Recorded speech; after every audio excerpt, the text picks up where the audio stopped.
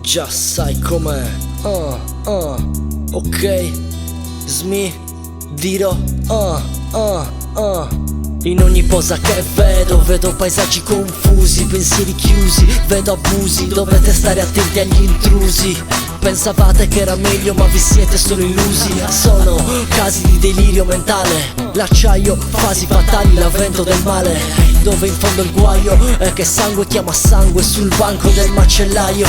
Già sai come appaio nella nebbia, l'abbaio mattutino come ennesima sveglia. È buio inoltrato e fisso piove sul bagnato. Ciò che hai detto non l'ho ancora scordato. Contro lo Stato, ogni tipo di menzogna, contro ciò che è stato, la vita è una vergogna. L'amaro lo si ingoia, anche contro voglia. L'albero della vita che ha perso l'ultima foglia.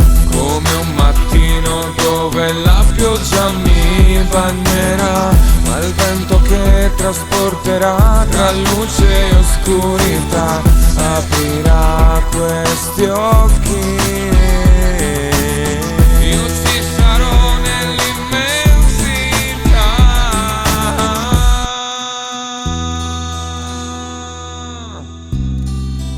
Socchiudo gli occhi in questo mondo orribile, perché non noto dove sono simile a tutta questa gente al limite. Il sangue che non conosce crimine. C'è chi prega un Dio che non ascolta, c'è chi cerca un segno un'altra volta. Chi sopravvive anche se dentro resta morta, come una foglia spazzata da quel vento un'altra volta. Tu abusi, ti nutri, cerchi chiusi, intrusi dei deliri che ripaghi, ma resta sporche le tue mani. E non provo pena né rancore, solo disprezzo per chi non capisce ancora che tutto qua non cambia. Rinchiusi in una gabbia fatta di vetro e sabbia, ricolma della rabbia che svanisce nella notte, circondato da rivolte che paga come paga le mignotte.